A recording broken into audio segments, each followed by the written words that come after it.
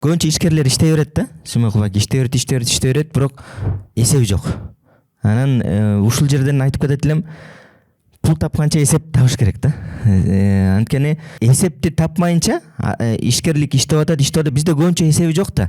Иштей берет, бирок эсеп бул жана машина айдап бараткандагы датчиктер бар го, бензиниң мынча бар, мынча километрге жетесиң, тахометриң мынча, скоростьң мынча деп, ошого жараша сен алдыңкы жолго пландаштырып, ошого жараша алдыңкы жолдогу чечимдерди кабыл алат да.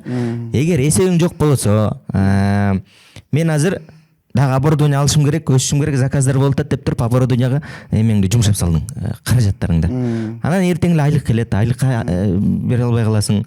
Кассалар азыр ушул жактан пайда болот дагы, ишкерлер анан жабыркайт да.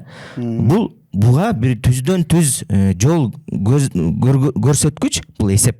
Эсеп бул ошо жолуңдагы показательдер, датчиктер, керек болсо жанакы фонарик, машинанын фарасы, ошол эсеп. Ошого жараша мен газды басамбы, же тормоз басамбы, же сцепленияны басамбы деп, ошентип туруп анан кийин кадамдар жасайт да.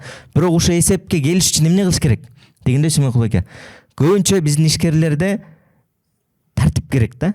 Мен мисалы келдим компанияга, кассадан каалаган суммамды мынтип жөн эле алып кете бербешим керек да. Бул ошондагы эсептин негизинен мен мынча ала турайын, мындай кылайын деп жетекчилер өзүлөрү ошо бир тартипке түшүш керек.